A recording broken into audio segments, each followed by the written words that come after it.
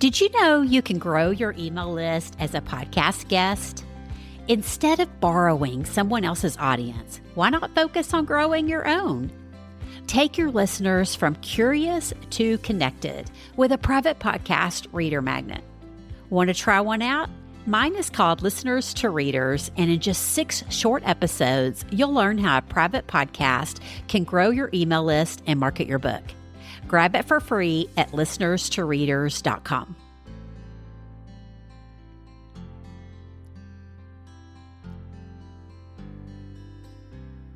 Okay, you've done the work. You've researched podcasts serving your target readers. You've crafted your personalized pitch and finally hit send. Then silence. Or maybe you get that polite, thanks, but this isn't a fit right now. Ouch. If you've ever felt that sting of rejection after pitching a podcast host, you're not alone.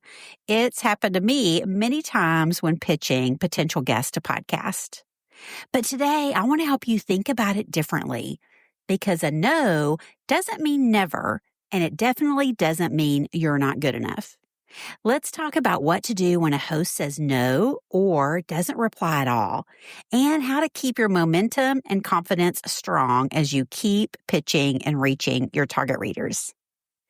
So first, let's talk about the most common response, and that's actually no response at all. So you send a thoughtful guest pitch and then you hear nothing. But put yourself in the podcast host's shoes. Most of them are juggling a lot. Recording, editing, promoting, serving their own audiences, and like you, writing books. So silence isn't rejection. Sometimes it's simply overwhelm on the part of the podcast host. So here's what I recommend. Wait about 2 weeks before following up. That's if you know you have the right contact info and don't already have another way to connect. As I mentioned a couple episodes back, always check their website first to see if they have a podcast page with a guest submission form, because we always want to respect their process they have in place. And then if there's no form, use email. And if you want to be sure you have the correct email address, sign up for their email list first. Then when it's time for your follow-up, you can just send a short and kind message. And I like to forward the original pitch and just tack on a super short note like, hey, host first name. I just wanted to follow up on my earlier email as I'd love the opportunity to serve your listeners. And I try to keep it super short. If you still don't hear back after that, it's okay to move on, but don't disappear completely. Keep building the relationship like we talked about on episode 177.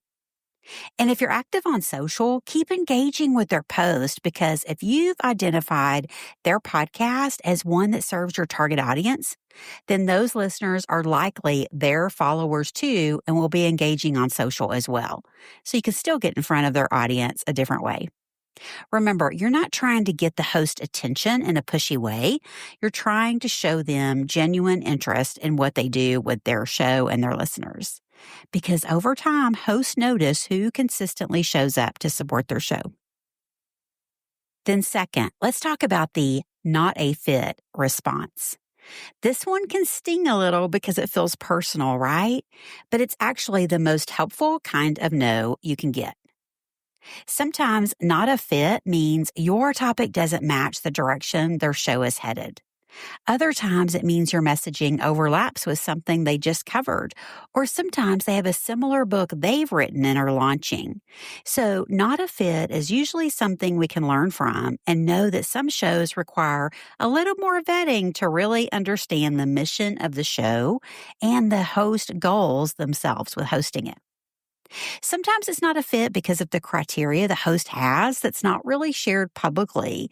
Like traditionally published authors with large platforms are looking for similar types of guests, and they usually have their calendar booked up with that way ahead of time.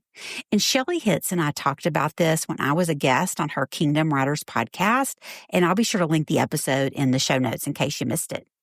So if you get a not a fit, should you pitch again? Maybe, but not right now. Again, more vetting through your own research and even asking other authors who are guesting their thoughts will help you so much. Often it's best to just let this one go gracefully. A simple, "Thanks so much for the reply. I'll be cheering on your show," goes a long way. Because professionalism stands out, and you never know when that host might circle back to you later or when your paths will cross again in the future, because it does happen. Now, what about when the reply is, "Not right now, we're full"? Well, in my experience, this one's a little sneaky. It's usually really a no, but maybe it's a maybe. Hosts batch their content months in advance, and sometimes they're already booked for a season or have a backlog of pitches. So it's easy to say, "Well, I'm full, check back later." But if they're batching ahead, by the time you check back later, they're still going to be ahead, right? So don't assume "not right now, we're full" is a rejection. Just reply with gratitude and add a reminder to follow up in your tracker if you want. In the meantime, stay connected and keep building the relationship with the host, because staying on their radar in a genuine way keeps that door open for "not right now" to become "yes, please come on the show" later. Then the response I hope you don't see too often is when they say, "I don't interview guests." Yikes. This is the friendly reminder that we all need to vet shows before pitching, like we talked about in the last episode, 178. If a host only does solo episodes, there's no need to pitch them, right? But that doesn't mean the research was wasted, because again, if you've identified them as someone serving your target readers, maybe you need to look at other ways you could partner together. This is why it's so important to focus on the relationship with the host and not just a one-off pitch. Am I sounding like a broken record here? Can you tell how passionate I am about focusing on relationships first? Now, let's talk about what happens next inside your head when you're feeling ghosted or rejected, because this is where most authors get stuck. You start thinking, maybe my book's not interesting enough, or maybe I'm not experienced enough, or maybe I should just stop pitching, right? But here's the truth. You only need a handful of the right shows to make a huge impact and reach those target readers you're trying to reach.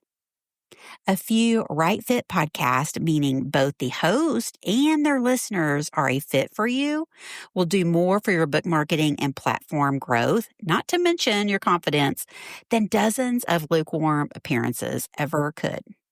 So when you hear no, I want you to instead think of it as not this show, not right now, but there are plenty of others who need what I can share, because there are.